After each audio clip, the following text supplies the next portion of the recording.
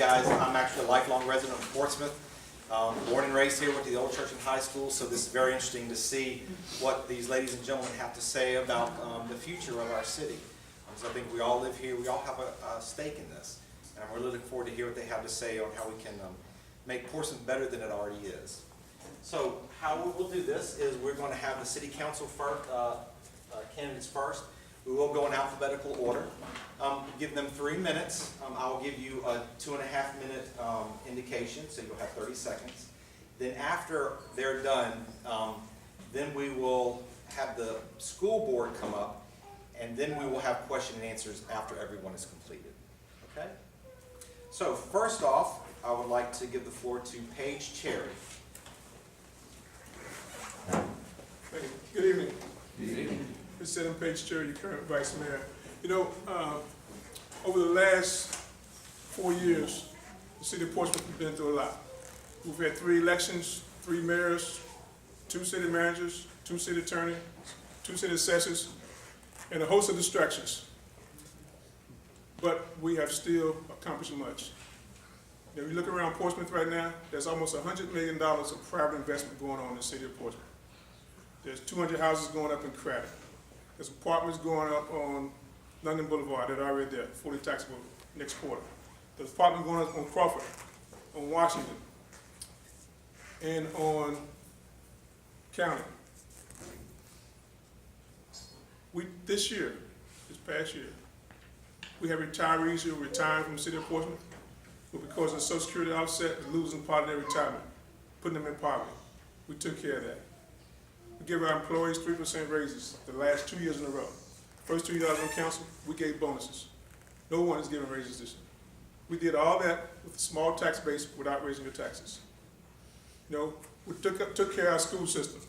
Gave them an extra $9.4 million to make sure the new superintendent comes in, doesn't have one hand tied behind his back and have to worry about how he's going to make ends meet or accomplish some of his goals. Recreation. Acquired 30 acres of land in Truxton for recreation. Kids are playing on that ball field right now. The little league that was displaced in Craddock started playing on it 2 weeks ago. Doing the same thing in Churchland. The old Churchland Library is going to be a recreation center with a pool that's going to support that community as well. So I didn't just decide one day out of the blue to run for council. I spent the 18 years prior to that working on various boards and commissions: Housing Board, Adjustment Appeals, Craney Island Study Commission, Finance Commission, Municipal Finance Commission, the Planning Commission, which I had the opportunity to chair for 4 years. I spent 8 years there. There I got to write the plan, the comprehensive plan, which is a roadmap for the future of the city. And now I get to see something come to fruition. The Kroger Marketplace that we're going to celebrate open next week didn't just happen. The Lowe's, it didn't just happen. The Walmart didn't just happen. It was part of the plan that we wrote 6, 7, 8, 10 years ago that I got to help write. Now I've had the opportunity to help work. And I'm just looking for 4 more years to keep working and to complete the plan. But in order to make sure the plan works, you gotta make sure you have people on council who understand how to apply scarce resources to critical situations. In my daily life, I oversee the medical budget for 42 clinics. So that's how I need to come up with these creative ideas to make things happen financially for you without raising your taxes. It's important that you have people on council who understand development, which I do for my planning days, understand finance, which I do for a living every day. So I ask for your support so I can stay there, keep working, and complete the plan for you. Thank you. Thank you, Mr. Cherry. Next, I'd like to have Nathan Clark. Good evening, everybody. I'm glad to see everybody out here tonight. Thank you for coming out to hear what we have to say. Like I said, my name is Nathan Clark, and I'd just like to give you part of my background. I was born and raised here in the city of Portsmouth. I grew up just on the other side of High Street in Port Norfolk. I grew up there, went to Portsmouth Public Schools.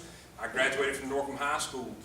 When I was 18 years old, I became a deputy here in the city of Portsmouth.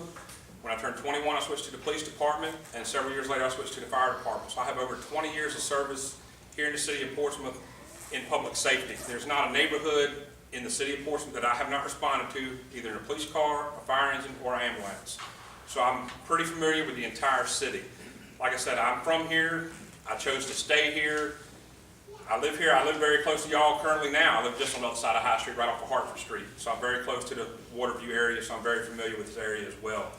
In addition to all my years of public safety, I served in the Virginia Army National Guard. I was a combat medic when I served there.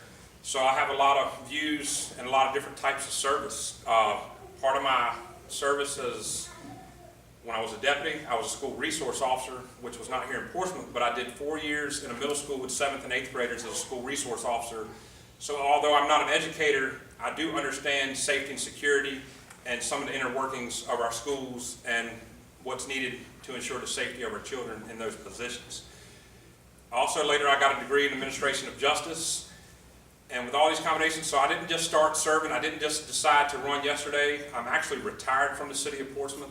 I have over 20 years and I did retire. I currently work for the Virginia Marine Police. A lot of people aren't familiar with that, but basically we're state troopers that work the waterways. So in a way I'm still patrolling the city of Portsmouth because we also cover all branches of the Elizabeth River, which anywhere people are fishing, we patrol that area, which includes City Park, the boat ramps at City Park, West Norfolk Bridge, Churchland Bridge, the waterfront downtown. So I'm very familiar with all the waterways in and around the city of Portsmouth because that is still my patrol zone. So in a way, I'm still providing service to the citizens of Portsmouth in that capacity. With all of my background and training and experience in this city, I would like to be able to step forward and take the position on council because I believe I have a different perspective than a lot of other people can offer just because of my background. Born and raised here, and like I said, I have a lot of knowledge. Reports and crime reports come out. A lot of the problem we have are perspective in the city, different perspectives, but we also have a bad perception of people outside of the city. We need to change that perception. In the mid-90s, one year we had 36 homicides in the city. That's more than one per square mile because we're approximately 33 square miles in the city. Last year there were only 8. So crime has gone down a lot. Doesn't matter what the reports in the paper say, we're a lot safer than people perceive in other cities. We need to change that perception. The same thing with the schools. There are a lot of good things going on in schools, but the perception is not out there. We need to correct these two perceptions because the schools and public safety, is that time or two? Okay, sorry. Thank you very much.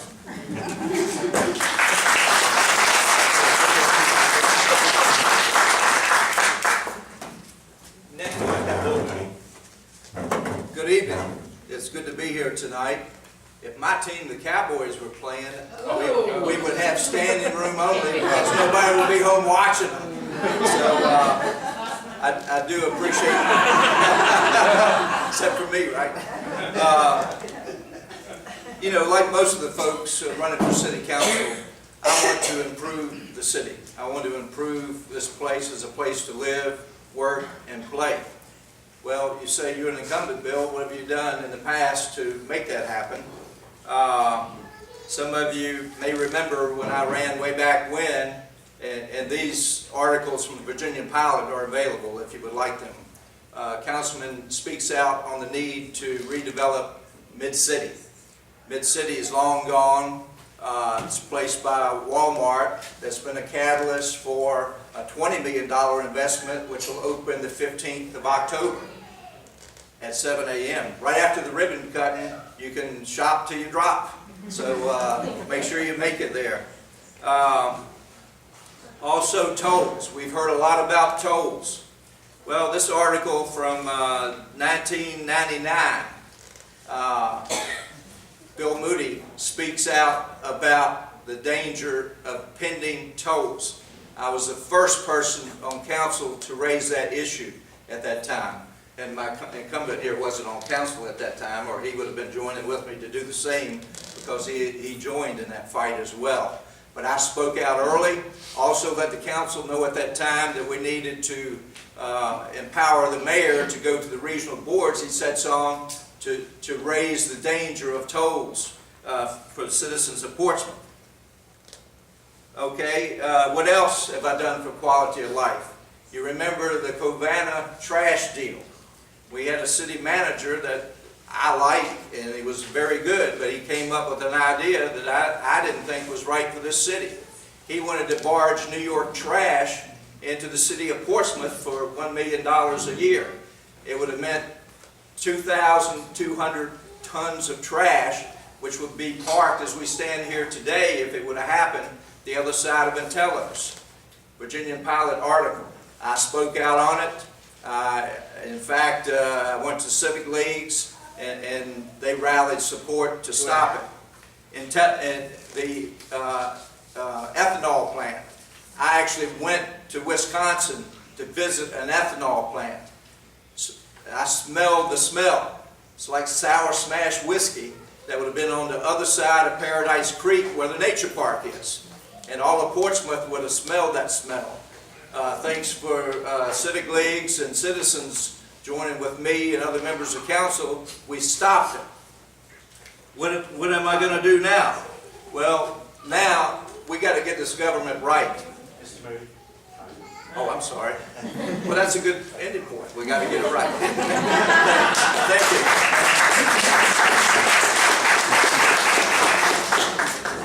Donna Sy.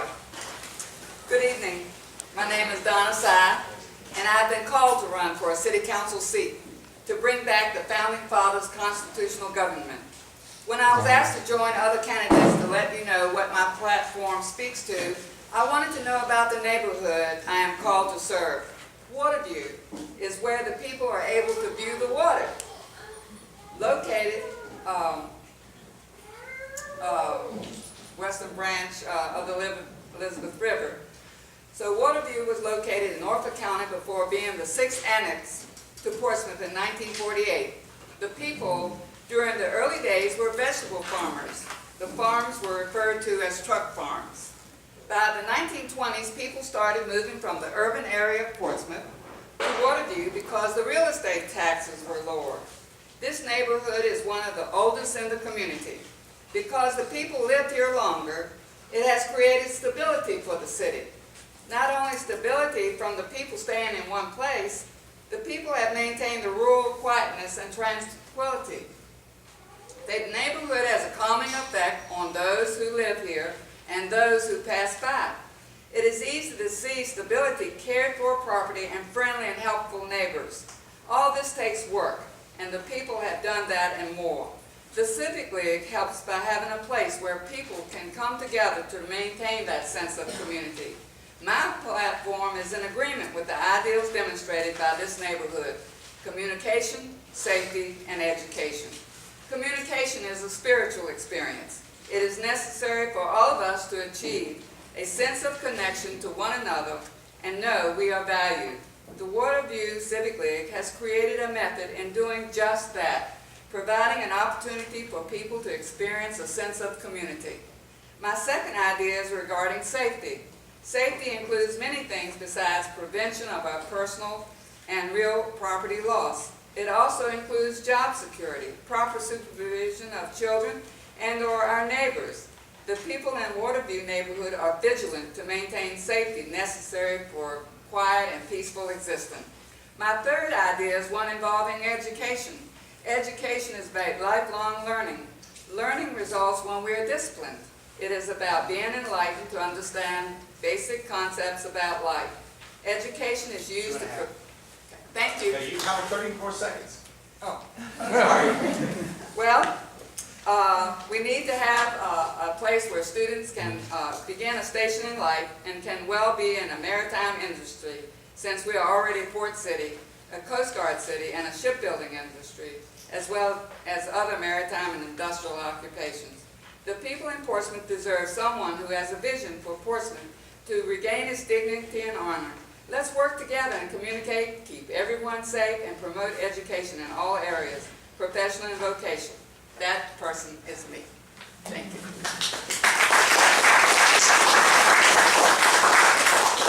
Last person, Council Derek Waters.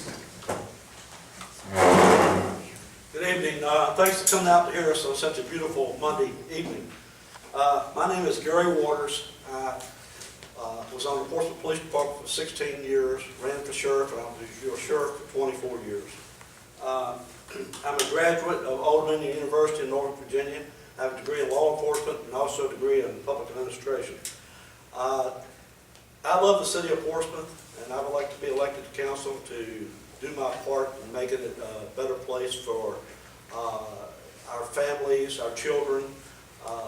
The top thing on my agenda would be the schools. The schools are worse off this year than they are last year, if you believe what you read in the Virginia Pilot. The only place that council has to do with the schools, since you have an elected school board, is council provides them the funding. Now, you hear these council members say all the money they give the schools this year. Well, if you do a little bit of research, you'll find out the money and what the schools give them. They're just giving back to the school what the schools turn over to the city. And if you look at the past 3 or 4 years, which isn't election years, you'll find they didn't give the schools half the money that the schools said they really needed. So I'm committed to working with the school board to make sure we have the best schools and that all schools are fully accredited. Also, you heard a council member talk about all the multi-million dollars and buildings construction that they have in the city of Portsmouth.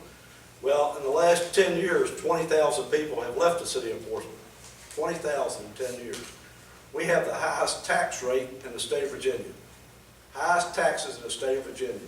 If you look 20 years ago, we had all sorts of new car dealerships. We had a Ford dealership, Cadillac dealership, Chevrolet dealership, Oldsmobile, but now we have none. The reason for that is taxes. We pay $5 on the dollar on taxes for your vehicle tax. And that's due to go up. Also, it's been reported that we are #2 in the state of Virginia as the unsafest city. #2 out of 5. Now, I have the sites, if you like, that was reported by ABC News and also Wavy TV 10. If you like the sites, I'll tell you where you can pull it up.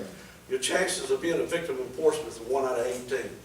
Now, I come from the police department, sheriff's department. I'm not saying that the police department not doing a good job. They are doing an outstanding job, but they need more resources. So we need to get more money to give them more resources. You have 3 votes, November the 4th. I'm asking for one of those 3. Thank you very much.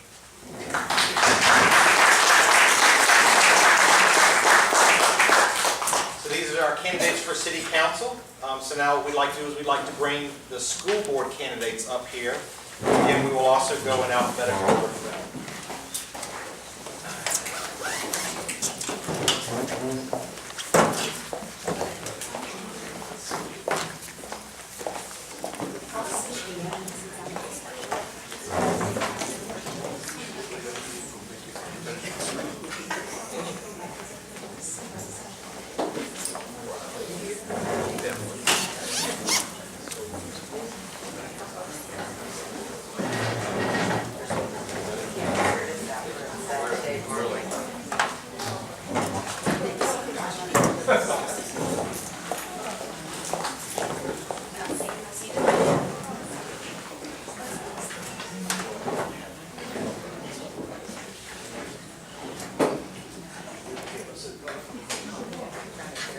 Okay, here again we have, let's see, 9 candidates, I think. Looks like we have 8 candidates. We have a special one too. So here again we will have 3 minutes. I will give you a 2.5-minute warning. So we would like to start off with Laura Armstrong. Laura Armstrong, okay. How about Mr. Bodnar? That's okay. Good evening, ladies and gentlemen. My name is C.J. Bodnar. As I did last week, I want to start out with what I'm not. I am not a lifetime resident of the city of Portsmouth. I grew up in Virginia Beach. I grew up the son of 2 educators, taught at Norfolk Public Schools for 30 years apiece. My brother is a teacher. My best friend from high school is a teacher. I spent my entire life around educators. I went to the Virginia Military Institute and graduated with a degree in civil engineering. I am also not an educator. So I'm not going to be able to compete with the people who are going to talk about they have 40 years of experience. But what I can talk to you about is this. 4 years ago, 68.4% of the schools were fully accredited in the city of Portsmouth. Your number today, 47.3%. I want you to remember that number, 47.3%. If I was a hitter in baseball, that's a pretty good average. But that's not a good average for a school system for a rate of being accredited. We need, so my entire platform is based on the fact we need leadership for full accreditation. We need all our schools fully accredited. And the way you need to do that is through leadership. We don't need people up there who are going to govern.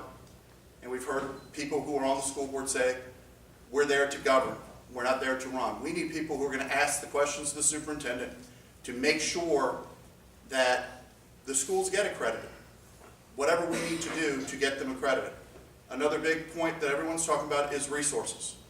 We need to find a way to get alternative resources other than just pounding on council about needing money. We need to look for alternative resources.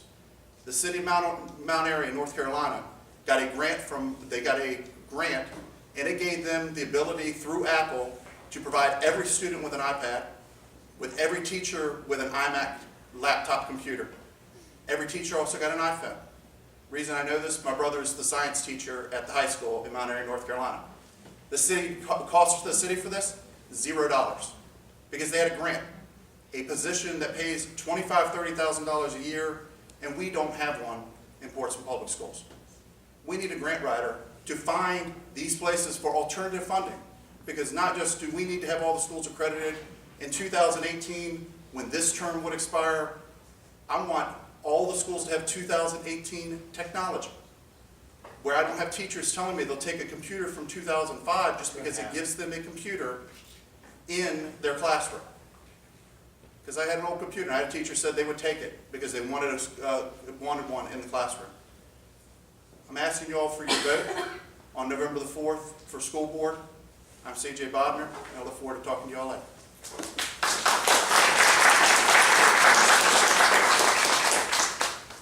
Next, we will have Lynn Briley. Good evening, everyone, and thank you for the opportunity to speak for the citizens of Portsmouth and in particular the Waterview Civic League. I'm Lynn Briley.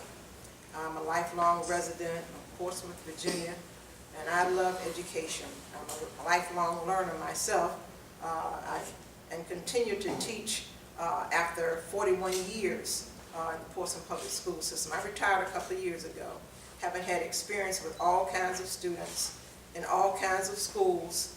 I've worked with GED students, at-risk students. I've worked with gifted students. I've been the assistant principal at every high school in Portsmouth, even the two that closed. That's Manor and Craddock in there. I served as the middle school principal and as a high school principal. I'm currently teaching at Tidewater Community College because I still want to do what's best for the citizens of Portsmouth in the field of education. I appreciate everything that the City Council has done for the Portsmouth school system. We're always talking about resources and funding, but a report that I read a couple of days said that Portsmouth City Council is funding more than it did a few years ago, and is funding more than the state average. It's just that I want to be on the board to help monitor the superintendent and his team to see that those funds are used appropriately. As a school principal, I was monitored consistently. I was told by the director of finance that if as a principal you did not monitor your funds and your accounting, that you can be accused of malfeasance. But yet, we have had a superintendent and his team, the previous superintendent of course, who did some funny financing, and we need to correct that. We need to be sure that the funds that the council allot the schools are used appropriately. We need to prioritize those programs and services that are the most important so our students will be able to read and do math and pass SOL so we can receive full funding. There is no reason why the school should be returning money to council when, as a school administrator, we asked for funds to do certain things that would raise the level of student competence, and we were told there were no funds. So I want to work with the council. I want to help the school board and the new superintendent be accountable for all the funds or the taxes that you pay here in the city of Portsmouth. There are also other things that I want to do as a member of the school board. I know that everybody wants resources. We want teachers that are qualified. We want teachers that are able to raise the level of student competence, and we need qualified teachers. And you're going to have to pay for qualified teachers. We have a salary that's comparable to other school divisions at the beginning, but then as teachers get more experience, they see better opportunities in other school divisions. We need to keep those teachers. We need a public relations program in Portsmouth so that we can talk about all the good things that we do in Portsmouth. There's some wonderful things that happen in Portsmouth Public Schools. Thank you.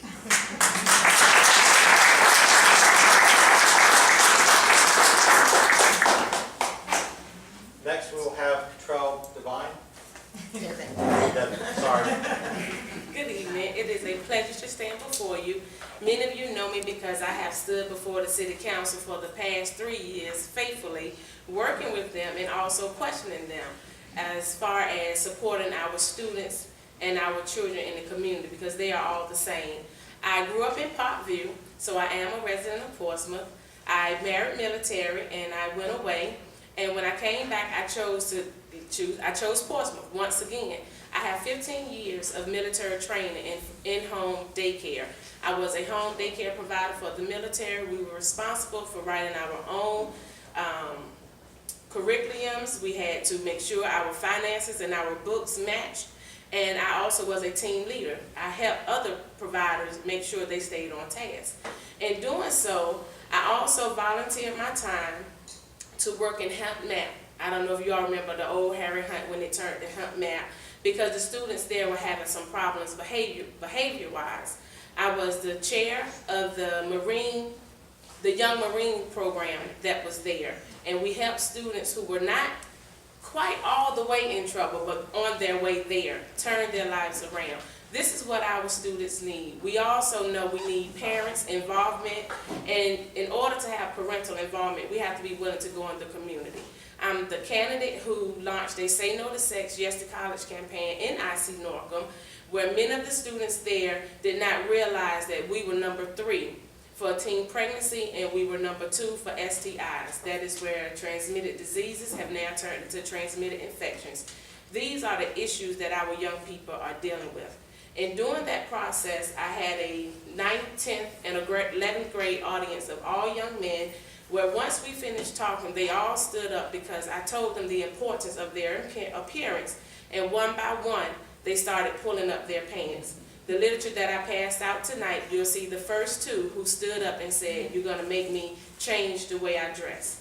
This is what it takes to get these children to realize that education is important.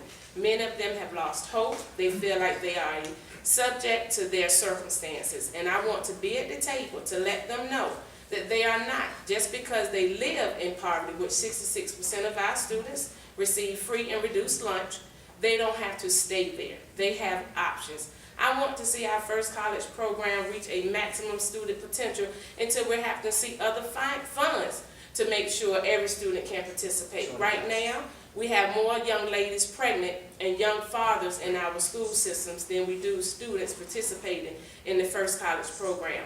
I'm the candidate who will be hands-on. I will ask the questions, and I will make sure the finances that we get from council go where they say they're going. Thank you.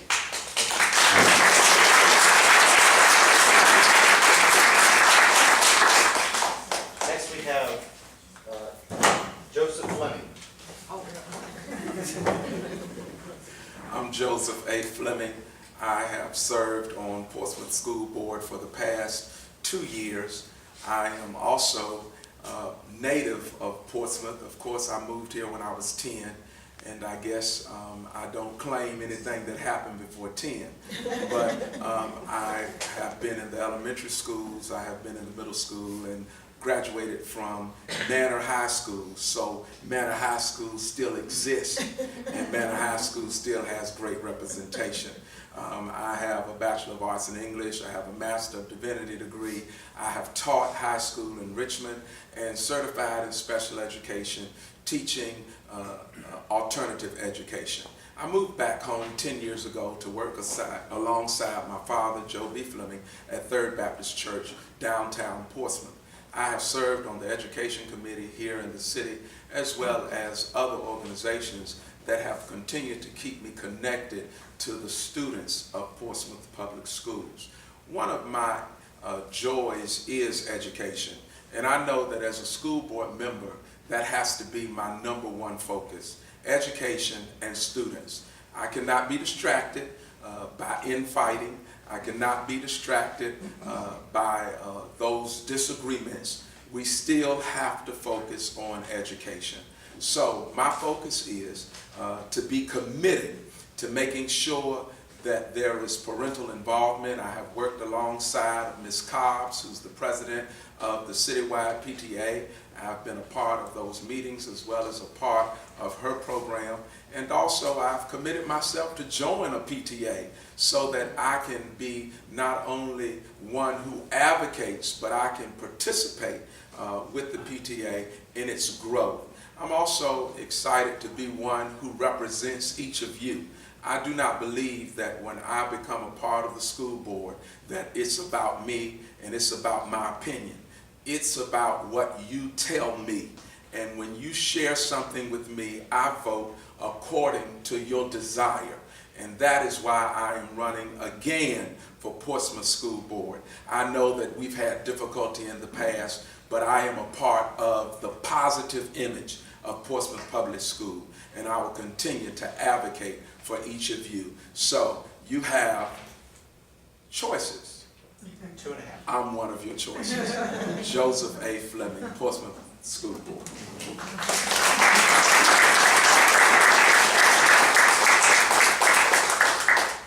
Next we'll have Sarah Duncan Hines. Do you want me to go last?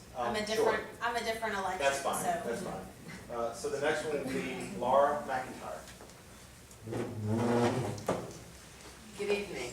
I'd like to thank you for having me here tonight and giving me an opportunity to talk to you. And I'd like to thank those of you in the Civic League for your participation in the community, because that's what it's going to take to get things changed, is we all have to step up and do our part.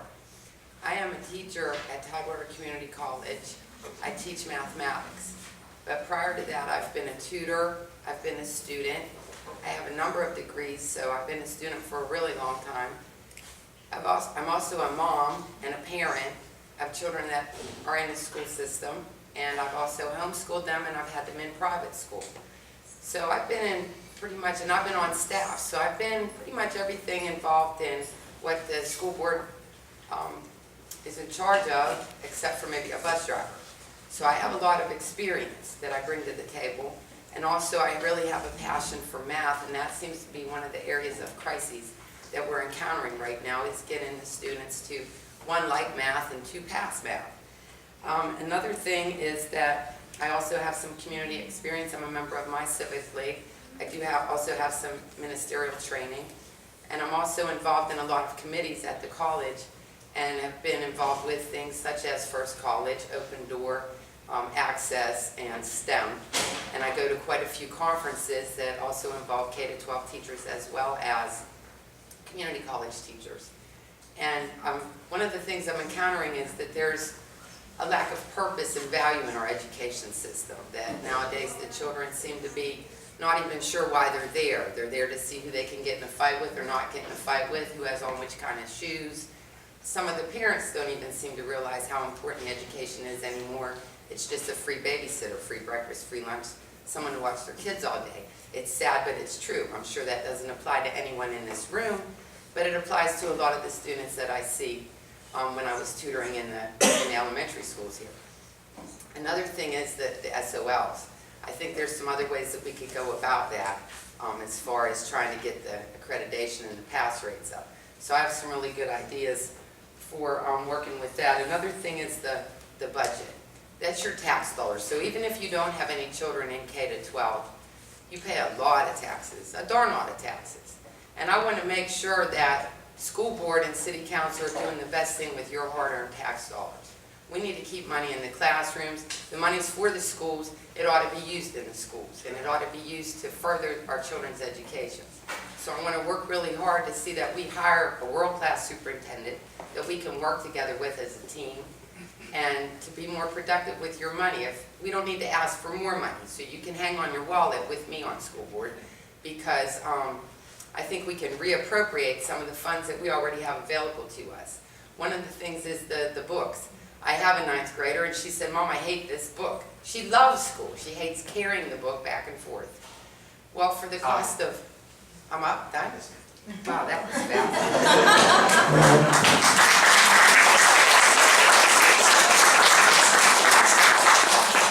Next we'll have Claude Parent. Good evening, and thank you for coming out and being part of what we call democracy in action. I've been on the school board for the last 4 years. I have been a classroom teacher. I was principal at Port Norfolk Elementary School, that now doesn't exist, but there are apartments there. And I've been principal of Churchland Academy. I've also been in central office, working in the area of, you were talking about grant writing. I used to write grants many years ago in the Department of Instruction. I did communication. So I've had almost 40 years with Portsmouth Public Schools.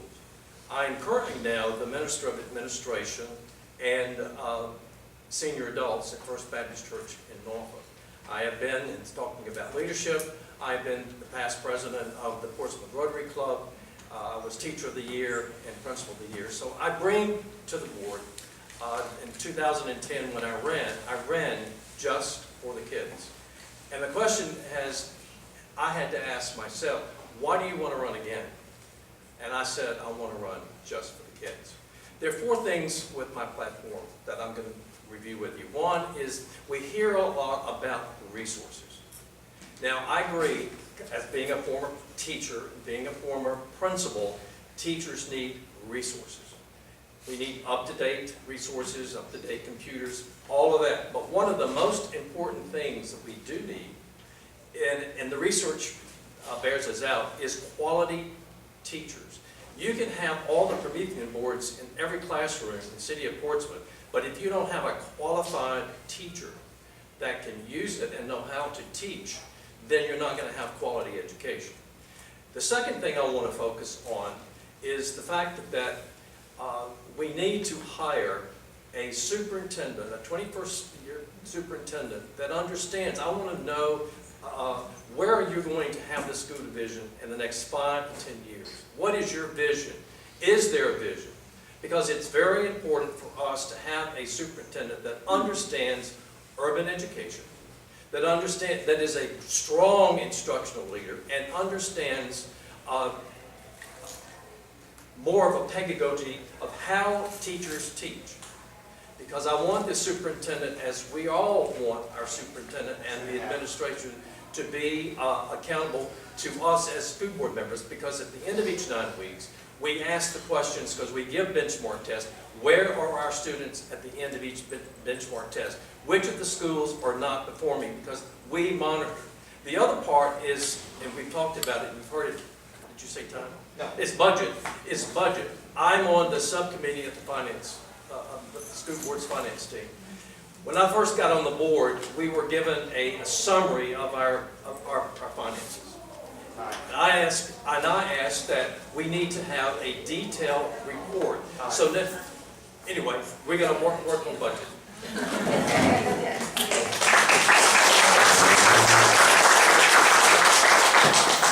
So we have Linda Rodney.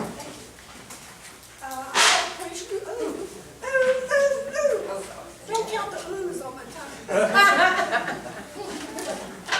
Well, I guess I'll look over this one. I appreciate Waterview Civic League for doing this and how you have done this in the past years. You seem very in tune to wanting to elect the right people when it comes time for election. I believe coming out like this to meet and listen to your candidates gives you, in a small way, a measure of the character of the person you might want to vote for, somebody you can depend on to do what's right. Honesty is a part of my identity, just as the passion I have for excellent education for all students. I am an advocate for highly effective teachers. They've got to make a difference in the classroom. They've got to inspire. I am a loyal cheerleader with a commitment to talking about and promoting the successes of our school system. I know there are things that need to be fixed, but trust me, our interim superintendent, our directors, our principals, our teachers, they are already at work to correct those things that aren't where they should be. I have taught school for I don't know, I'm not good with numbers, but it's somewhere between 30 and 40 years. I was on the school board for 2 years and then appointed to fill the vacancy.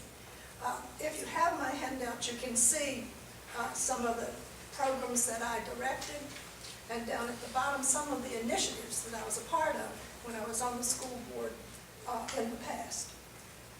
My whole career has been about education, and I believe that a good civic-minded servant has to be informed. I am informed. And they have to keep you, the citizens, informed. I think we should be an accountability team. If you elect me, hold me accountable. But I'm going to hold you accountable to be a good citizen and stay informed and seek out the facts. I want to, at this point, take 1 minute to introduce you to my campaign assistant. This is something good that's happening in our school system. This is Robert Bradshaw. He graduated from Churchland High School this year. He had gone to First College. This year we had a total, not this year, but we had a total of 1,000 kids go through First College.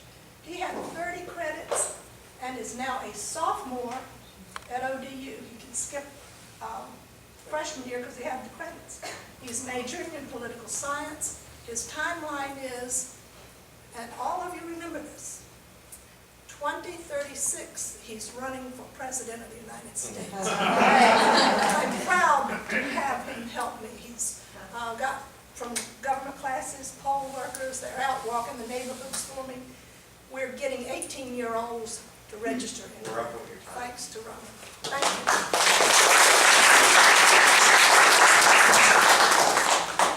Finally, we have Sarah Duncan Hines. You're running for an Oak special seat. Yes, correct? my name is Sarah Duncan Hines. Yes, like the cake mix, that's fine. I've heard that joke for 14 years. I'm a product of Portsmouth Public Schools. I'm the class of 1996. And for those of you that have been around that long, that was the class that Craddock and Wilson and Manor all merged together. I was at the Manor end. My husband was at the Craddock end, and my best friend that I met in high school was at the Wilson end. So if it wasn't for the merging of those three schools, Lord knows where I would be at this point in my career. So, born and bred, I'm 36 years old. I started my first teaching position in Portsmouth Public Schools at Waters Middle in an 8th grade classroom in 2002. It was the best time. I love kids. I love being with kids. I started teaching my grandfather when I was 3 in the garage, and I still have that little chalkboard that I look at every day, where I first took roll and gave demerits and gave extra points. So it's in me. And my experience is the fact that I am still in education right now. For 13 years, I have been an educator. I was a classroom teacher. I was pulled out of the classroom and promoted to an instructional coach or an instructional specialist. And I worked for Portsmouth for 10 years. In those 10 years, I worked in every single school that we had, working with teachers and students alike. I would mentor teachers, I would coach teachers, I did curriculum development, I did SOL scores, and the thing I'm most proud of is the fact that I supported my teachers. I was the safe place to fall. And when we had new SOLs come out for social studies, we raised the bar that first year. Our scores were the highest that they had been the first year of the new test. We had scores that were sitting at 89 and 95, and we bumped them up to 97 and 91. And I was proud to be a part of that process. So I know what coaching and mentoring new teachers are. I know instruction. In my current position, I'm a curriculum coordinator. I oversee social studies and language arts. I also oversee the ESL program, which is English as a Special Language, which is a federally granted program. So I'm very familiar with federal grants and budgets because I don't look good in an orange jumpsuit. So I know how to do a budget. So why am I here? I'm here because it's time to change what we do in Portsmouth. It's time to put some energy. It's time to put some knowledge on the board. It's time to ask instructional questions of a superintendent that will change the outcome for our students. What we've done in the past is not good enough for what we need to do in the future. I have a 3.5-year-old. He is the class of 2029. 2.5. That's 90% of the jobs that he will be up for have not been invented yet. So what I want to do is I want to get on the board and I want to change our perception. I want to rebrand Portsmouth. I want to work with a new superintendent who's going to give us a new voice, a new idea, a new identity, so that we can sell Portsmouth as a great place to live, work, and play, as Gene Shackelford taught me to sing when I was like 5 years old. All right, thank you very much.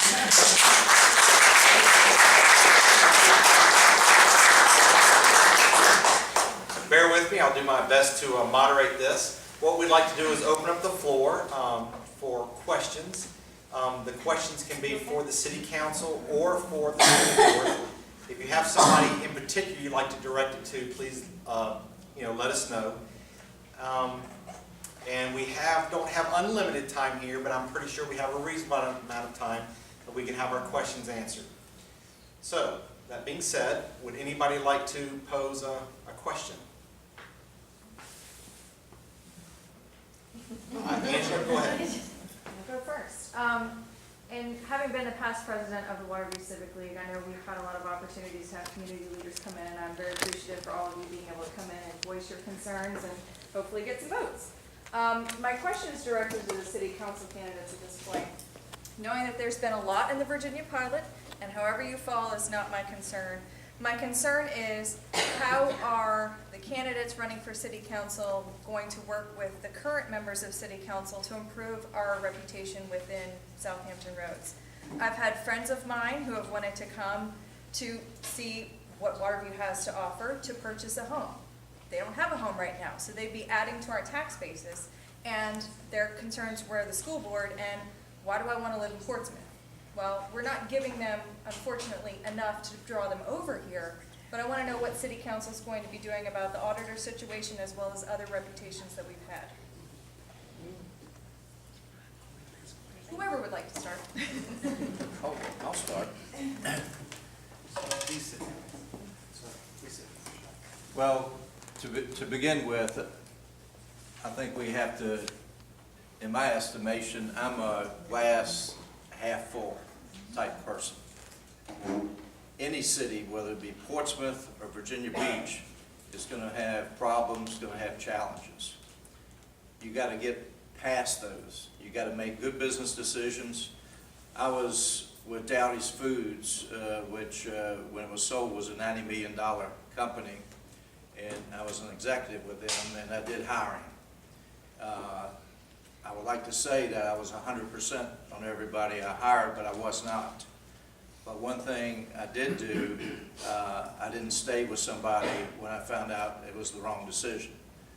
You had to make a tough decision, and you had to move on to hopefully improve your lot. Now, I think we give the media too much ammunition. I think our marketing needs to be better. I was down Portside this past weekend, had a lot going on, Coast Guard Day, a car show, and I met a couple that came over from Norfolk. They came over and said, gee, glad to be in Portsmouth. Norfolk was just so crowded. And I'm thinking, gee, I wish we had some of that crowd, even though we had a nice crowd. We have to increase our marketing. We have to put the emphasis on what good is happening in Portsmouth. As Vice Mayor mentioned, we got $90 million worth of projects. In that, we have 384 luxury apartment units getting ready to come online. So that's going to bring people to this city.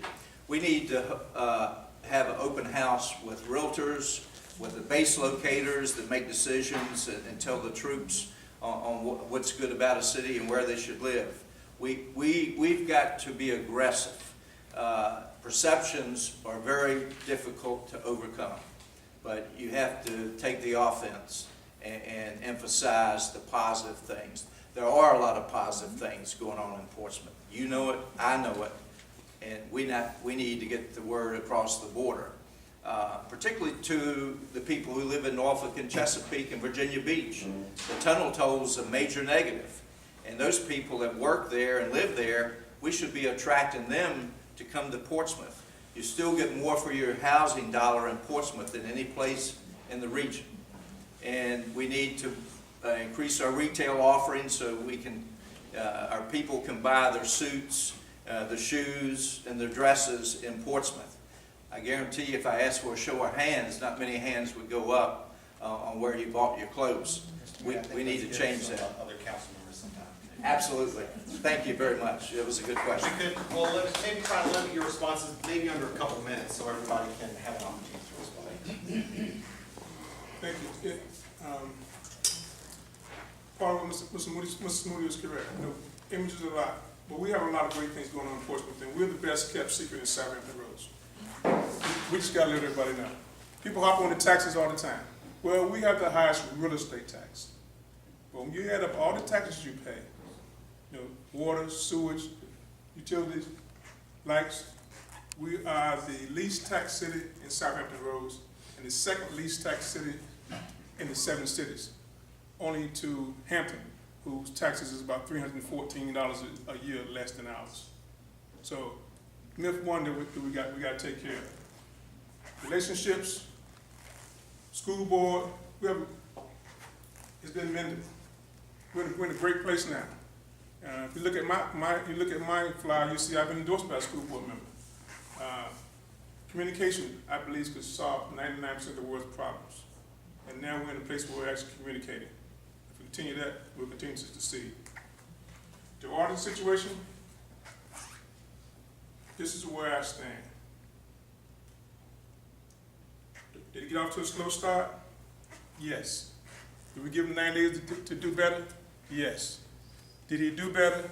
Yes. Now, you have people on your city council, your mayor being one, who runs a successful business with major government contracts that's subject to audits all the time. In his position as chairman of HRT, went through a full audit with them, so he knows what good audit work looks like. Mr. Meeks runs an international business, local, state, and federal, and foreign countries. Knows what good audit work looks like.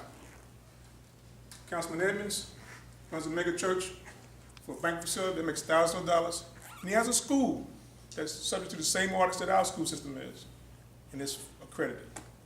Me personally, as I told you before, I oversee the medical budget for 42 Coast Guard clinics. I have an account that's been audited right now. I did audit work for the federal government for 12 years, from 1996 to 2008. I know what audit work looks like. So, are we there yet? No. But are we getting there? Yes. And your council has appointed your mayor and your vice mayor as your new audit committee, who meets with the auditor on a regular basis every month to understand and see what he's doing and make sure he's on track. And if he doesn't, just like any other appointee, if he fails to do what we think he ought to be doing, same thing that happened to the former city manager and city attorney, they can and will be let go. Thank you, Mr. Chair. I think everybody's got an opportunity to Just get warmed up. How about that? Are there any more city, before we go to another question, I'll give some of the other city council members, since that was kind of a general question to them, I will have to start cutting our time back just a little bit so everybody can have an opportunity to speak. So, would you like to go? Yeah, I'll go ahead and go. Get to you. I'll make mine short and sweet. First question was how I would work with the school board. To me, communication is number one. Like I said, my background is public safety. I've been on SWAT calls, and the ultimate goal of the SWAT call is negotiations because we don't want anybody hurt. I feel like if I can go in there and negotiate an armed individual that I've done in the past, that I'm up against weapons, I believe I can calmly sit down and negotiate and have meetings with anybody else in the city. I've never had any problem with anybody in the city as long as I've worked here. Like I said, I have over 20 years public safety here in the city, and I have worked with every community and a lot of organizations. And a lot of times when I respond to somebody's house, it's their worst day. They call us to come on their worst day. So I have to understand that, and I have to remain calm, because me staying calm makes everybody else remain calm. So I don't think there would be any problem with me sitting down with any group and keeping a level head and having a constructive conversation to work it out. That's pretty much all I have to say about that. The city auditor, I'll keep this quite simple. My opinion is, too little, too late. All the years that I worked in the city, if I had been in one of my positions on the police department or fire department, if I had not performed for that amount of time, I would have not been working here in the city. I just don't see the point of paying somebody that hasn't performed. I understand he gave me time after that, but that's a little too late. You've been here for a year and a half. You know, how many chances do you get? And the only thing I saw in the papers other thing I saw in the paper was, it said he found $3,000 discrepancy at Willett Hall. He's making more than $3,000 a month. In my book, that just doesn't add up. So I'll just leave it at that. Thank you very much.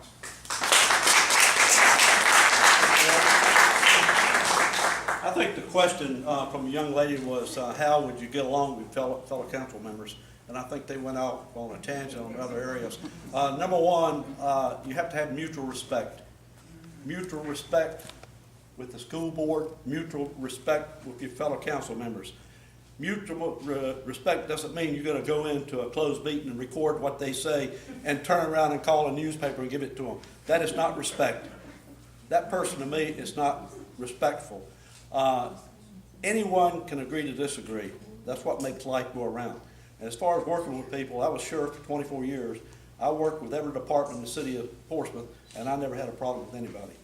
But it all boils down to mutual respect. Thank you very much.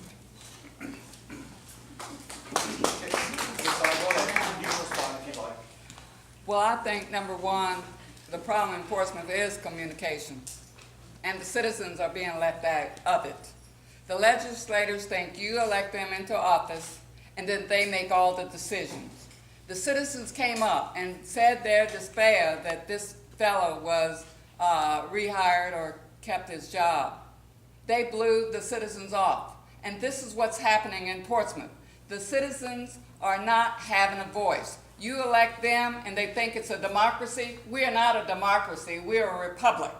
And that means individual with their selves to govern this city, but you elect somebody to office, and because they think they're a democracy, they have a right to be centralized government so that you don't have a voice anymore.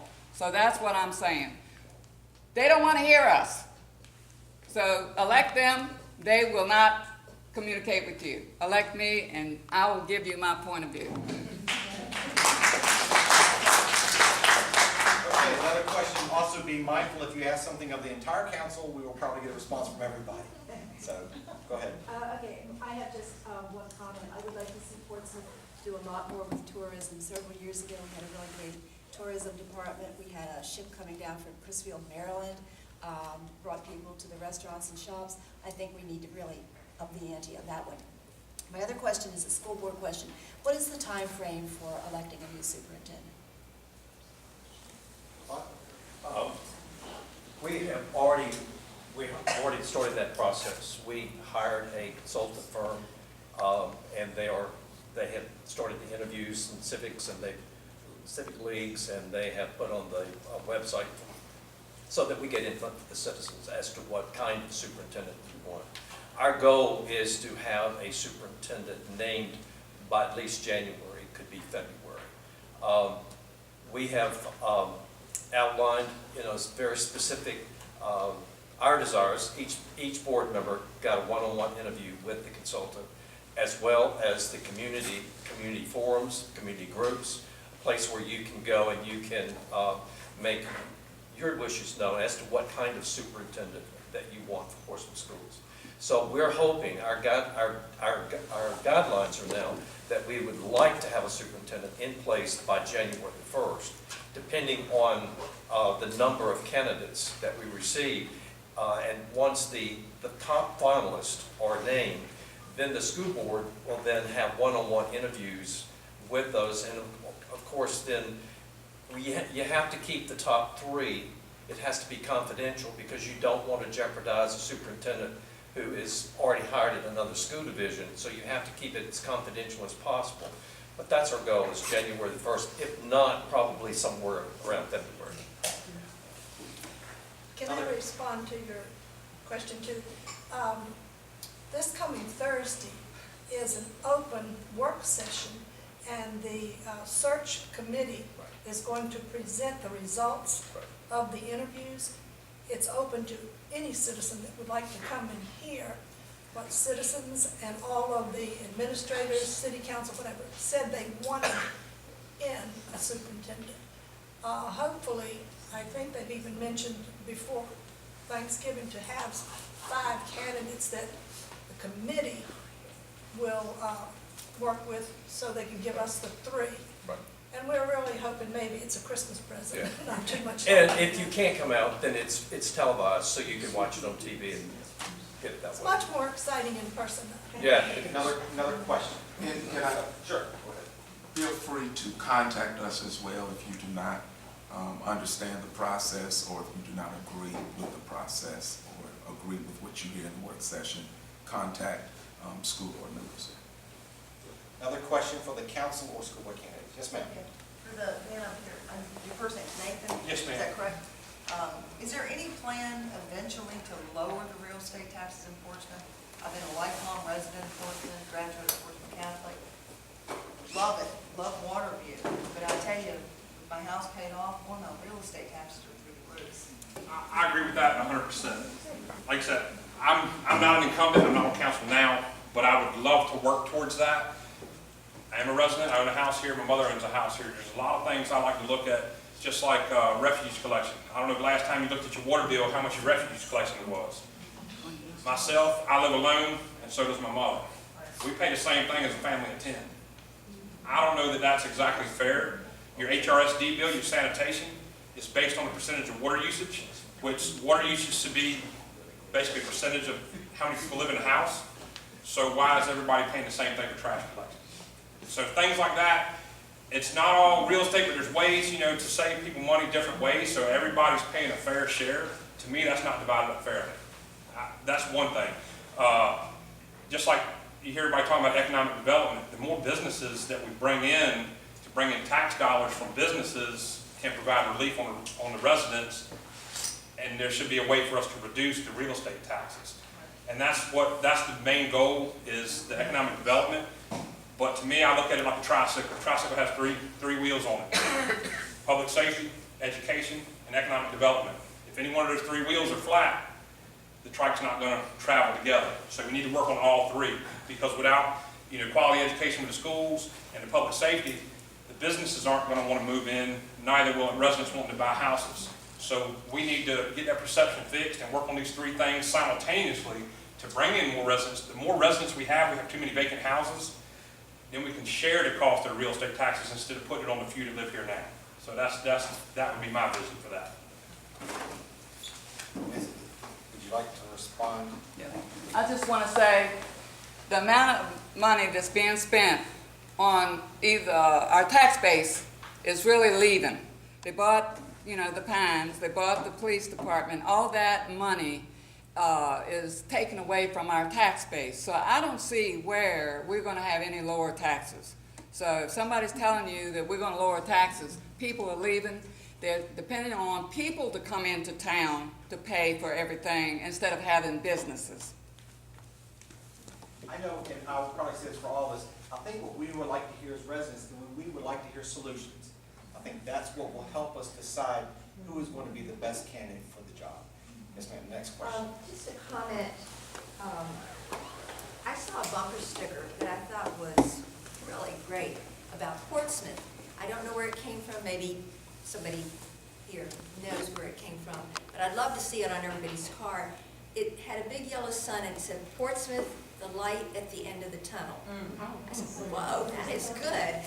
I mean, did you guys do that? Anyways, wherever that came from, it would be a great motto for the city, I think. No answer. With the school board, the lady who teaches at TCC. I do this. Yeah, so you the lady I want. With the high dropout rate in Portsmouth, is there any indication that they might go to some kind of vocational or tech school like the old IC Norcom? I would hope so. One of the things I want to do as a member of the school board is to look at the systemic practices that have prevented students from reaching their potential. We have a curriculum in Portsmouth, but it's basically a college prep curriculum. We don't have we have college prep students, and we nurture and we help to grow those students so they can go to college. But we also have a group of students that we know are just not going to college. You see, they're going from school to work. I want to look at a different pathway for every student. You have a pathway to college, you have a pathway from school to work, and you would have a pathway to go in the military. We have great ROTC programs in all of our high schools. Those students who might take that route can go straight into the military. But one of the things that has happened with the system, we have pretty much dismantled the old vocational programs. We have a program where we have a partnership with Tidewater Community College, and there are some great programs for vocational, but you have to be admitted into the college to take advantage of those programs. But we need programs where we can have internships, apprenticeships, school to work readiness programs, where students who choose not to go to college, go into military, can go from school to work, and we need to bring that back. I have a solution. Okay, I'll let Mr. Parent and Ms. Reinhardt I go. thought ladies went first. Ladies go first. I guess having been a business education teacher and on the school board for the past several years to see what's happened in their system, those of you who have my handout, there should be a second sheet or a little sheet there. What we have now is a career in vo-tech almost in every school. Wilson High School has a state-of-the-art culinary arts program. 3 kids who graduated this year got full scholarships, one to Johnson Whale, the other over to the Virginia Culinary Arts in Norfolk. We have an early childhood care center that the students work with 2- and 3-year-olds to develop their skills so they can get into kindergarten and first grade. 9 daycare centers used our students in internships. At Norcom, and I think this started in your term there, we have a partnership with the Renaissance. There's a program at the school, book program so to speak, but the kids do a work session at the Renaissance from bottom all the way up in management of that hotel business. And the first year that happened, 14 of the graduates were hired on at the Renaissance. We have a horticulture program that is out of this world. We have a graduate from Churchland High School who's going to Virginia Tech, majoring in that field.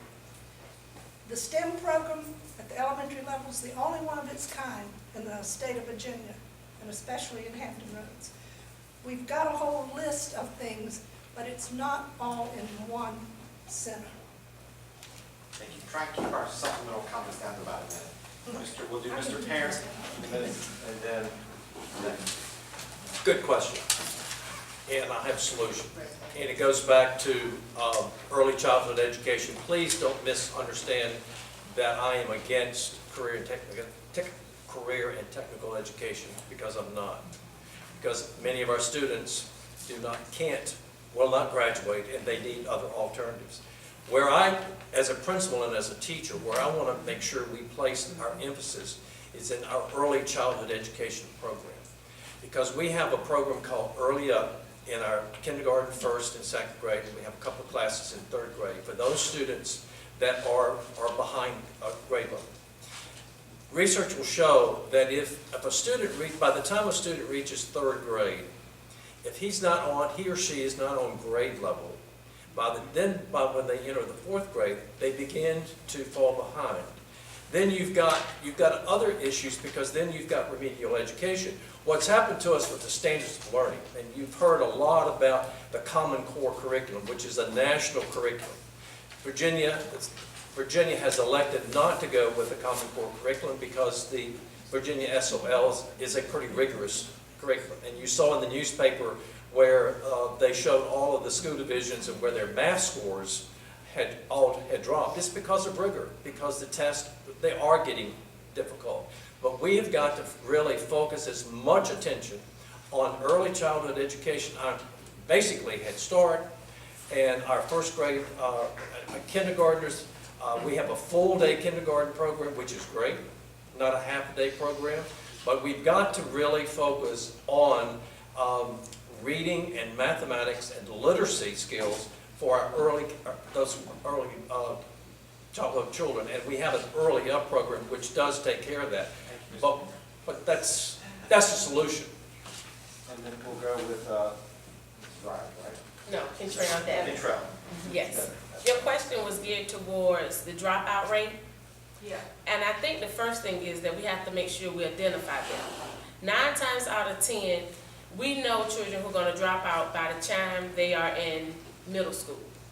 One reason is because they already, if they're 2 years behind, 9 times out of 10 when they get to high school, they will not continue to remain behind. So let's first address them in middle school. Once we see that they have missed the steps that it takes to build a strong foundation, when we see them starting to fall off, we need to catch them then.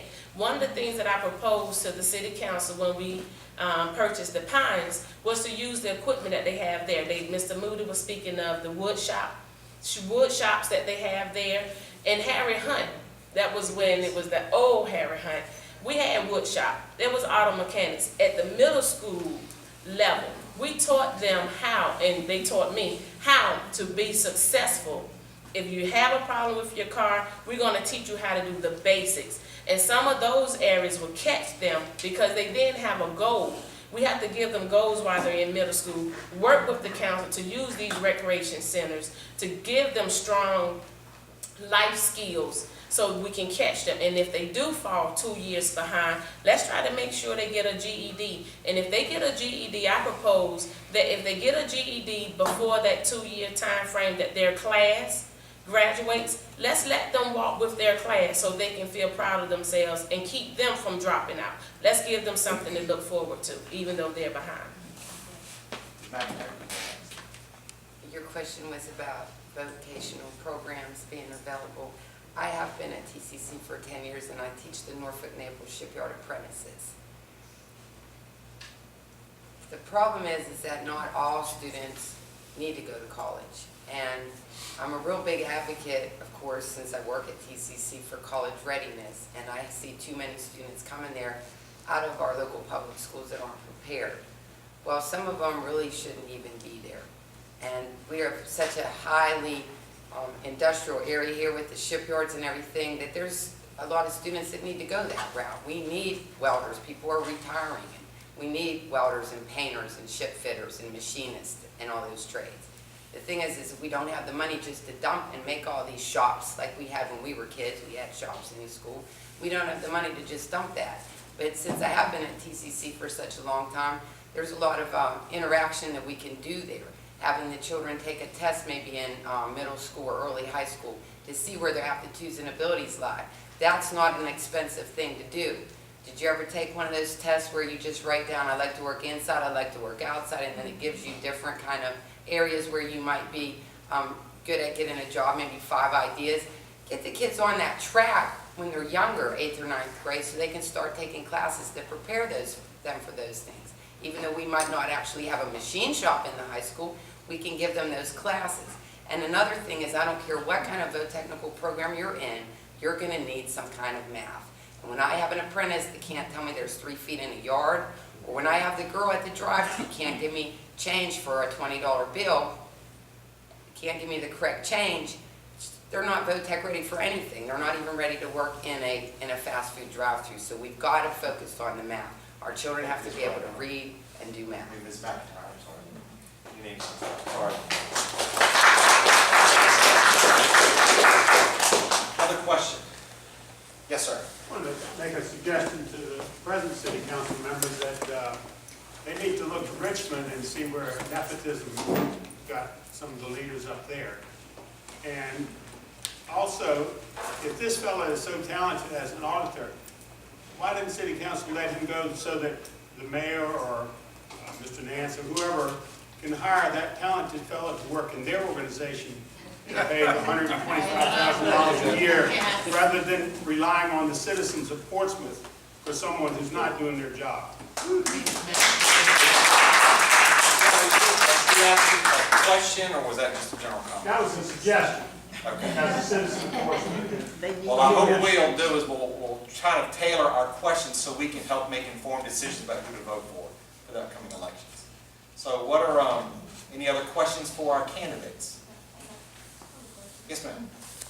I guess this is mainly for the incumbents.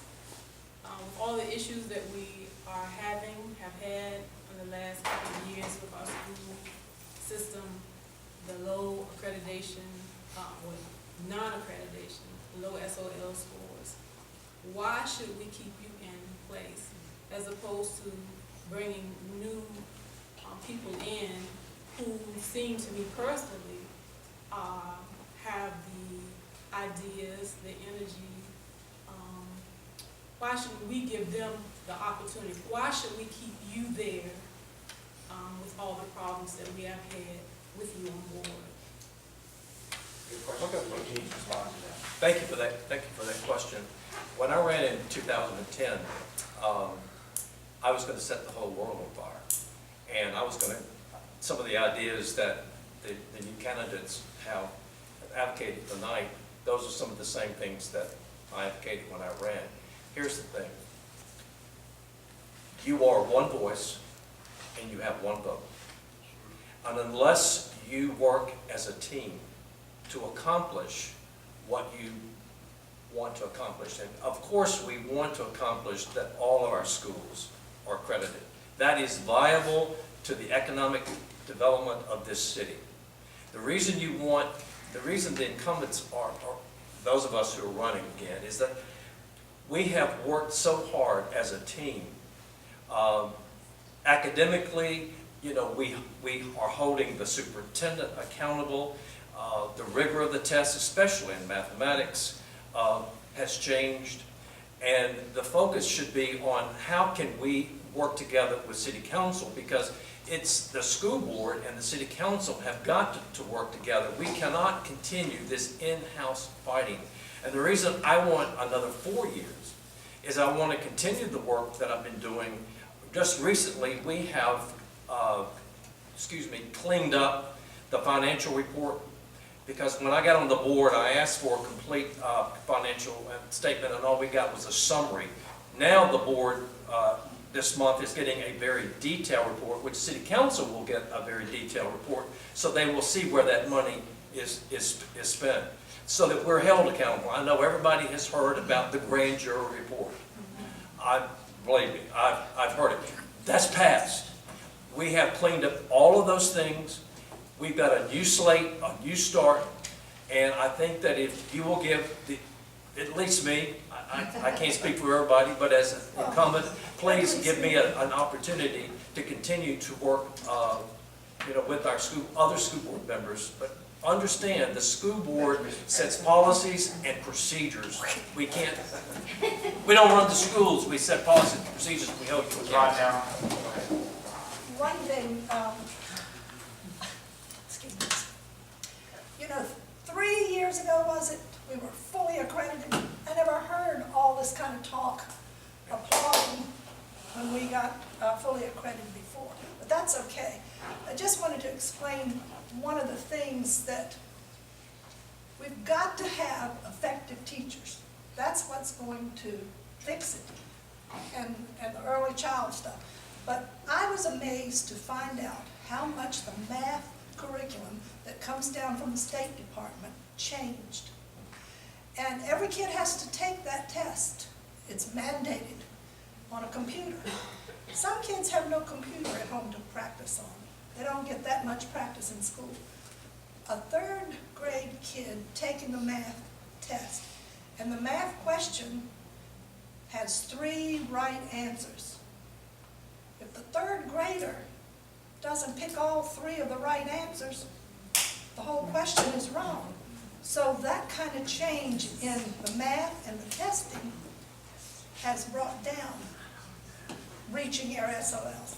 They have come up this year, not to where they need to be, but they've come up. Out of 34 areas that was tested, there was improvement shown in 22 areas of that.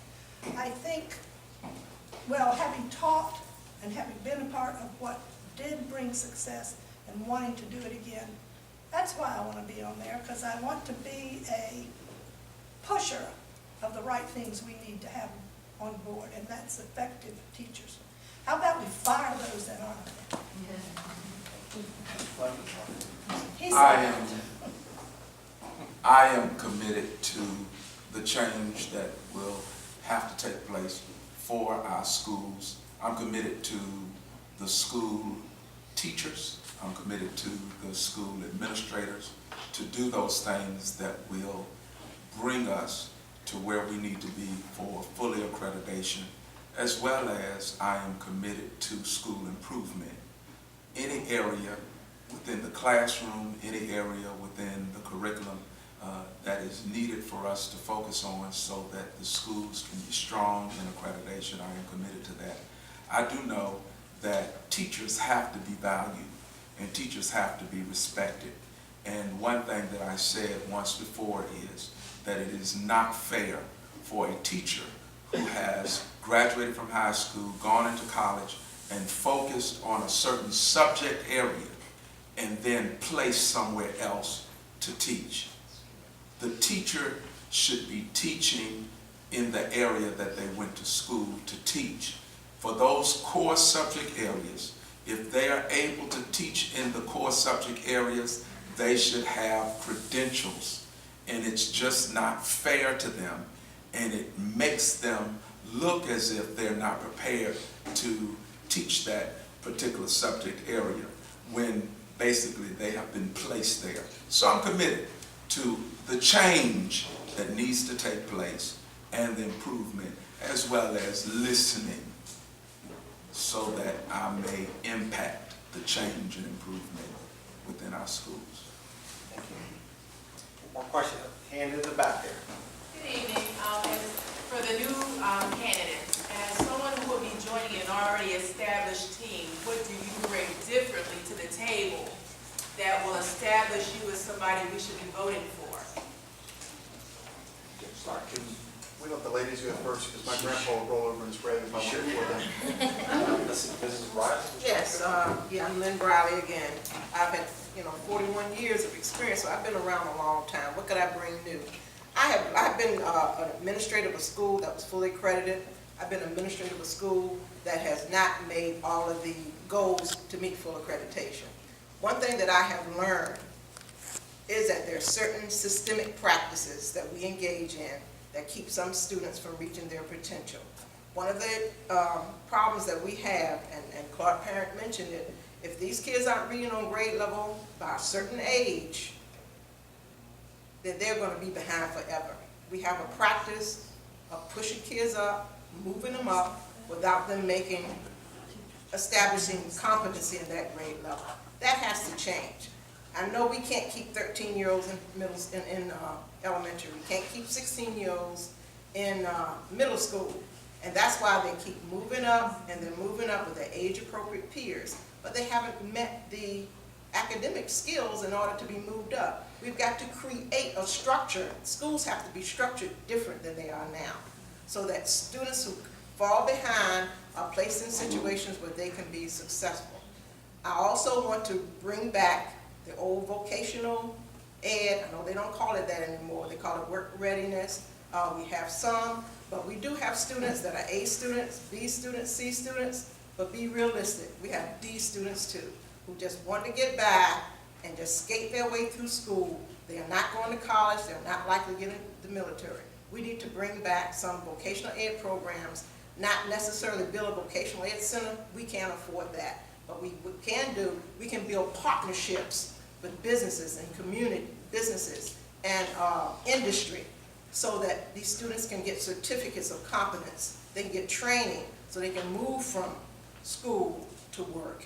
We haven't done that in a while for certain students that may be at the bottom quartile.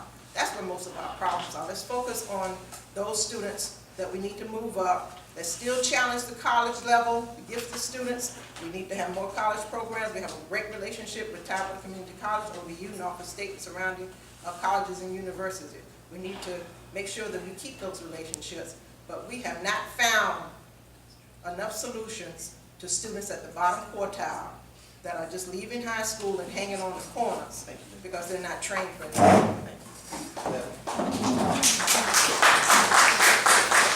You asked the question, what makes us different? What do you bring to the table to an already established team that makes you different? Okay, well, on one of my handouts, I have transparency. And I am proud to say that I was a teen mom. I was a dropout, but I made it. I did not quit. When I got married early, again, like I said, I went on with the military and I got my training through the military. Life is not perfect, and it's going to come to every one of these students that we have to deal with. I have partnered with every department almost within this city to make sure our young people make it. Like I said before, 66% of our students are in poverty. The hope of going out beyond their environment is very low. I'm there to prove to them, not only can you come out of that environment, but you can also be a leader and bring others out of that environment with you. I have partnered with the Scared Straight program with the Sheriff Department. I was proud to tell those young people who came through crying and some were broken. They had to stand with signs that said I was a liar, or I smoke marijuana, I'm a smoker. But before the night was over, I made sure, because there was an empty void inside of them, that they turned that statement around and then declared they would be successful.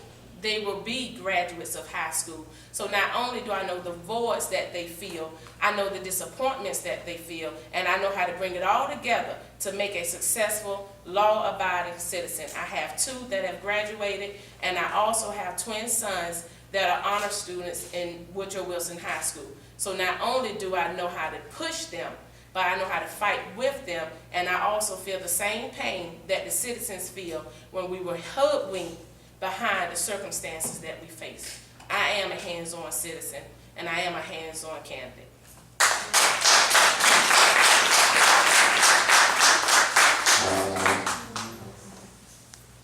What I bring to the table that's different is that I've worked in so many different areas. We've got a lot of administrators.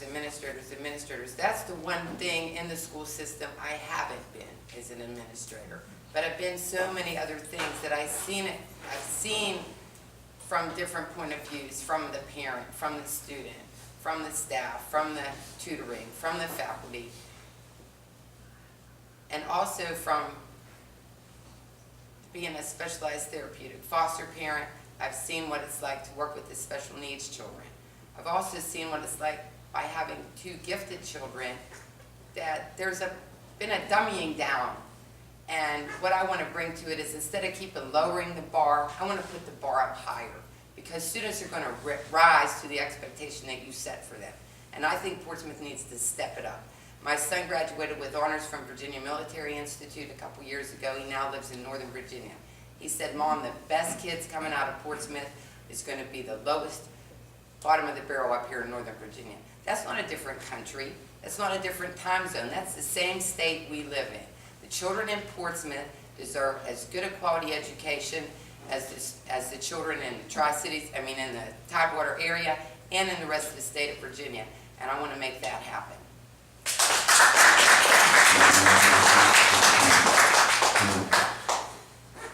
I forgot Sarah was down there. I'm sorry. That's all right, I'm a different election. She's a different election, so we'll go with that. Ladies and gentlemen, I started out tonight, I told you what I'm not.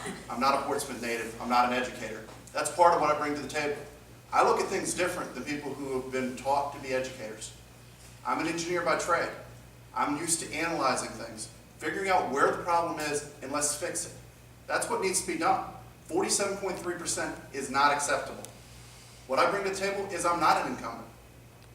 I'm not going to let the superintendent give me a budget 20 minutes before the meeting and ask me to vote on it. I'm not going to do that. I'm going to vote no and tell him to come back after I've had a chance to look at it.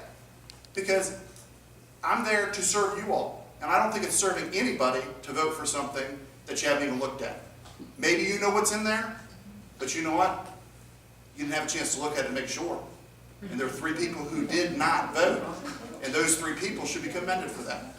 That's the difference that I bring. I'm not scared to ask the questions of the superintendent. You can go back and watch previous meetings of the school board. Look at who asks the questions.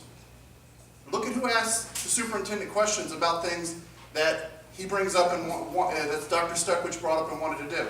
It's not the people who are running this time. They're not the people who ask the questions.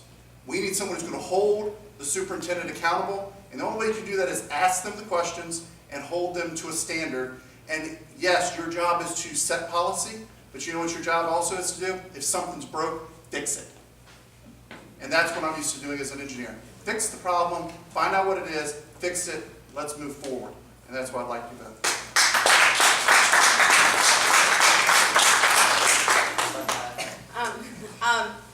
What can I bring to the team?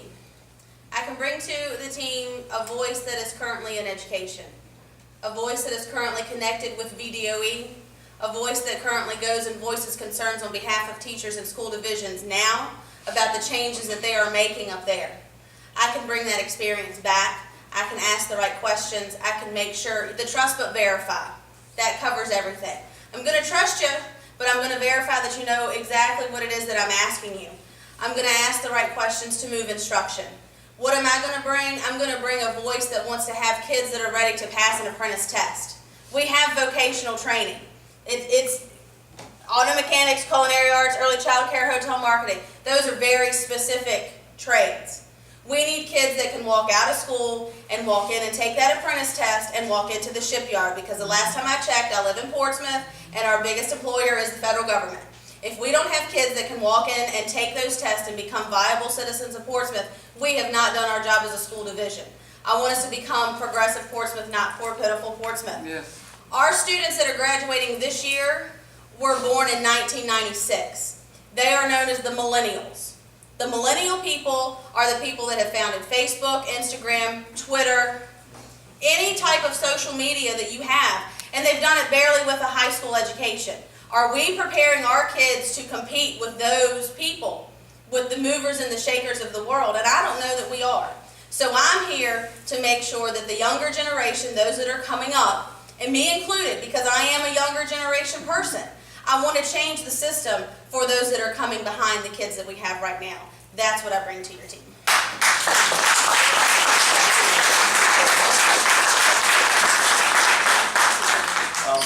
Any more questions, ma'am? To the incumbents, how did you vote when the budget was put before you? If you don't mind. I would love to share with you, as our candidate shared with you, we did not receive the budget 30 minutes prior to voting. We have email systems as well as the opportunity to read over the budget.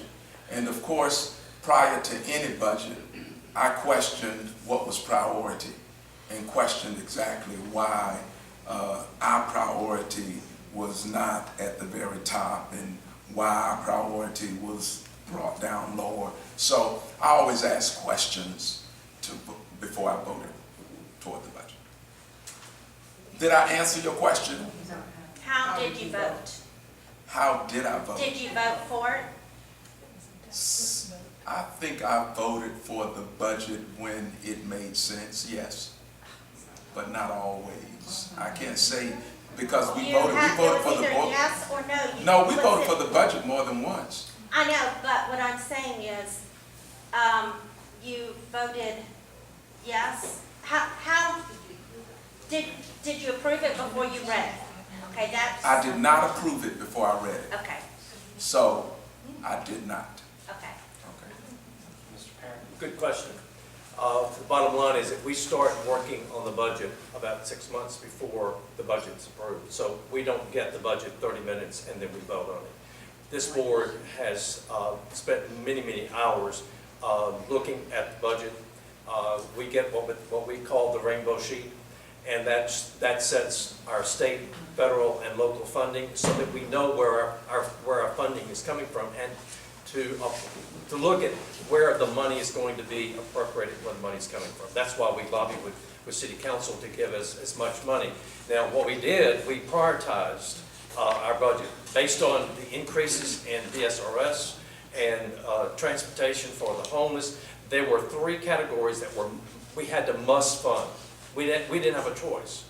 And then we had to go back to City Council and ask them, we're not going to be able to give our teachers a raise. We didn't give our teachers a raise.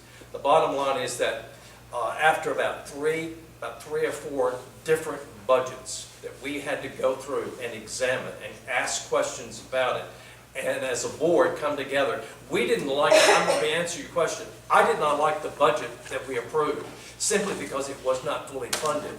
But it was the best budget based on what resources that we have in Portsmouth to provide our children. It was the best budget. It wasn't the budget I wanted, but it was the only budget that we could reasonably afford based on what the city council appropriated and based on federal funds that we received and based on what the state funds. So you have to take federal, state, and local funds, and then that's how you create a budget. And that's not done, Mr. Bonner, in 30 minutes.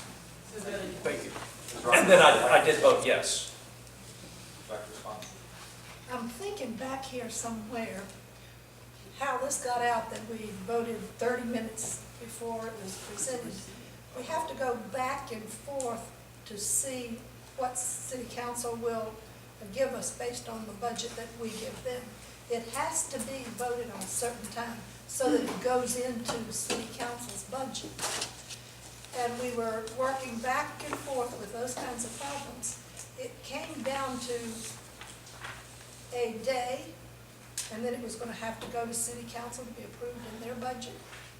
And it was a desperation vote if we did all vote yes, because if we didn't, we wouldn't have the money to run the school system, and we would be in trouble as school board members. So we were working back and forth, and maybe someone put it out there. Oh, they had to go vote 30 days before they submitted it, but that wasn't true. Is that a yes?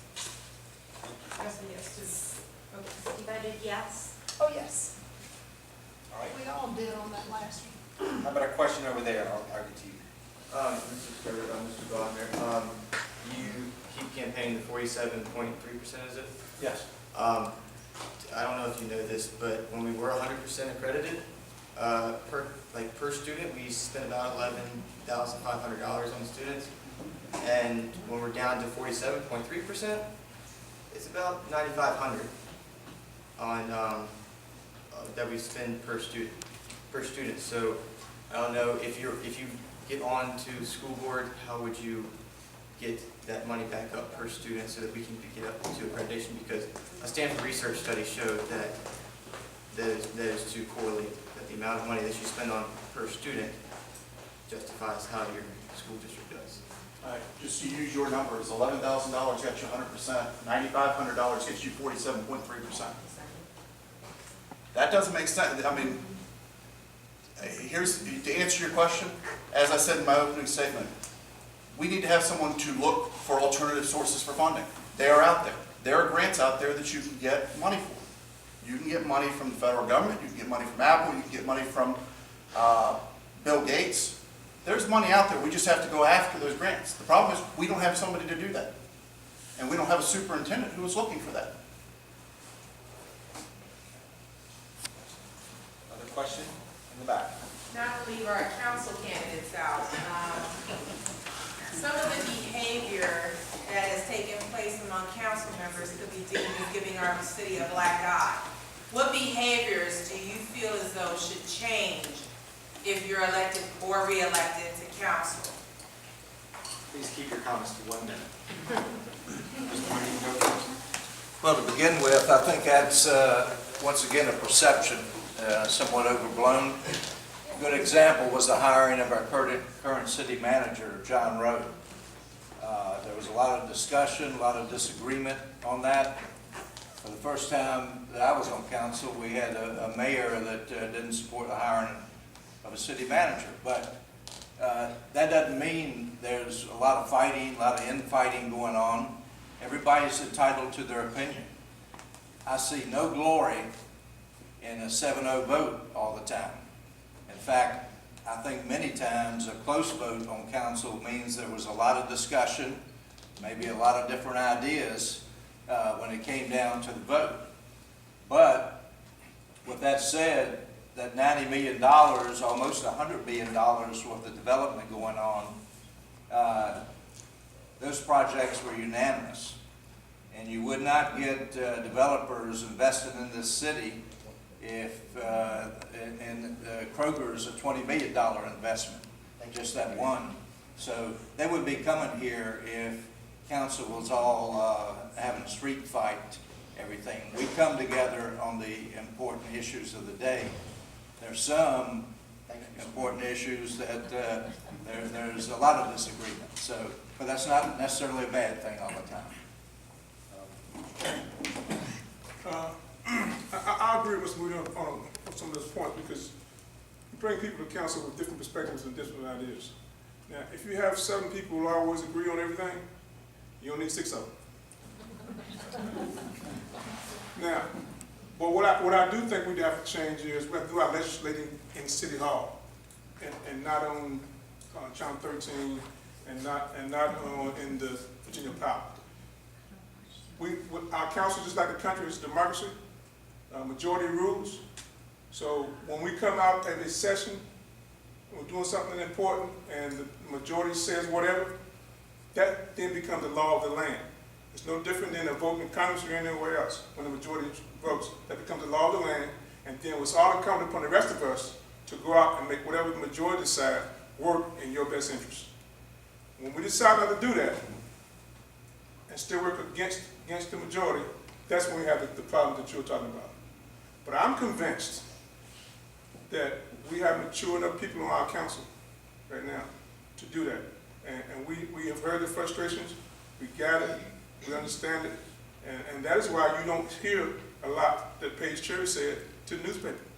Because that's what I got to say to my colleagues face to face in our closed door session, and in our work sessions and in our council meetings.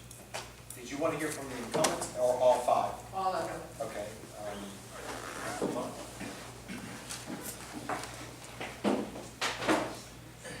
Basically, it's all down to communication and respect for one another is the way it should be addressed in council. A council meeting is not a debate. The council members are not there to debate what they believe are their issues. If I'm sitting here as one of your council members, I need to be in tune with the citizens to know what the citizens want, because that's how I should be voting, what is best for the citizens and what the citizens like. I don't need to sit there and argue with anybody else. That's not the forum for that. I need to be there and make an educated decision based on the information before me and basically what the citizens want me to vote for, and that's how I would vote. I don't need to argue with another person because I'm getting my vote the way that I want to vote. It's either a yes or a no vote based on an educated decision. It's not because somebody's pushed me into a corner or anything like that. I do not need to fight and address other persons on council that way. Unfortunately, things that have happened in the past, and it is a perception issue because a lot of other people that I work with that live in other cities, they're more aware of what's going on in our city sometimes than they are in their own city because they're looking at what's in the media. And unfortunately, all the things that show up in the media about Portsmouth are the bad and the negative things. So that is another perception thing. We need to push out the information, the good things that we have and the good things that we do. We need to get that in the paper. We don't need everybody looking at our dirty laundry per se. We need to move past that, work together, and do what's best for all the citizens in the city. Thank you. You want to be like to respond? What was the question again? The question was, if voted on to the council, what behaviors do you feel need to change the perception of our city? Well, all I know is I've taken all kinds of courses in conflict resolution, negotiation, mediation. I can't control anybody on city council except myself. What I have, the gifts that I have, is being able to listen, to hear what the problems are, and respond that way, and hopefully it's respectful. Again, it comes down to mutual respect. Most items are gone over prior to coming out in public, and in a democracy, the majority rules, and it takes 4 votes to get anything done on council. I don't care what you want done. If you can't get 4 votes, you can't get anything accomplished. If you have those 4 votes, then I think for the public's sake, you should come out unified. And a lot of it's about compromise. You know, you want something that your constituents want, and they want something that their constituents want, then maybe you can, compromise. I'll work with you this time, you work with me the next time. But this bickering in the newspaper is not helping Portsmouth at all. Like Nathan said, we've got a wonderful city. we need to sell the good things. I mean, it's a wonderful place to live. Go through City Park and see how they fixed that up. It's a wonderful place. But we need to market Portsmouth, get those 20,000 people back that's moved. I mean, with a good school board and a good school system, I think we can get a lot of them back. But I think without getting our schools up to par, we're not going to be able to accomplish anything. Thank you. We only have, I'd say we probably should wind this down in about the next 10 or 15 minutes, so a couple more questions. Yes, ma'am. This is for the school board, but city council candidates can chime in if they'd like. Imagine having at least one high school that was always fully accredited, no problems, ever. Students had a C average or above. If they didn't have it, you were out. We used to have that in Portsmouth. It was at IC Norman. Is there any way we could get that back somehow? What are your thoughts on starting that program again? I'd like to answer first. Okay, I'll keep 1 minute. I've been thinking about that a lot because a lot of times we have to teach to the middle, get everybody to pass the test, and everybody's supposed to take the same test, and everybody's supposed to be the same. But we're not. There's some students that are struggling, there's some students that are gifted and advanced. Why do they have to be held back just to stay with the rest of the class while we wait for the ones that are behind to catch up? And I'm all for starting to have some diversity. Let's have some areas where we have some developmental needs where we can bring up the students that are at the bottom of the barrel. And let's have some other areas where the kids that are advanced, that are sleeping and bragging about how they sleep all day in school on your tax dollars, can move ahead and be advanced, whether it be making it different schools or making it different classes within the schools. I've already been thinking about some ways to accomplish that. Thank you. Mr. Parent? 3 years ago, the school board changed the policy so that our dropout rate would not be as bad as it is today. Because we were requiring exactly what you were talking about, a 2.0 to one, play football and to graduate. Then when we looked at all of the other school divisions, their grade point average, we changed the grade point average so that it's 1 point, I think it's 1.5 in order to graduate. It was 2.0. But because we wanted to be competitive with all of the other surrounding school divisions, because we were penalizing ourselves, and you saw in the newspaper, Portsmouth had the worst dropout rate, is simply because our standards were higher. The board didn't have any other choice in order for us to make it fair to be on the same playing field as all the other school divisions, because we weren't. I like your idea. I think that if you don't have at least a C average, you're not going to be able to get it. You're not going to be able to get into college or into vocational tech. But the board changed its policy so that we would be on the same level field as all the other school divisions. Thank you. Anyone else like to respond? Yes. Unfortunately, we have too much work to do. I don't believe we have enough students that will fill an entire high school because we have allowed them to get into such a rut. So that is wonderful, but at the same time, we have to make sure we keep those that strive for excellence in the midst so they can help assist those who have fallen through the gap. So in the future, maybe that is something that we can look into, but right now, we need everyone together, unfortunately, to make this successful. Norcom at that time was a true magnet school. And we've moved away from the magnet school idea. And I agree, we do need specialty schools, and that's what magnet schools are, in order to have more diverse demographics, have higher standards, and a student graduated not only with a high school diploma, but they graduated with a certificate of whatever pathway they were on. That's what I was talking about, these pathways. And so, yeah, we need to consider going back to that, and I'll be willing, as a member of the school board, to let's review the good things about that structure, see if we can replicate it and try to get students to a higher academic and vocational level, or technical level, they call it now, technical level. Miss Briley just took everything I was about to say. Being somebody that was most recently through the school system, like I said, I graduated in 1996.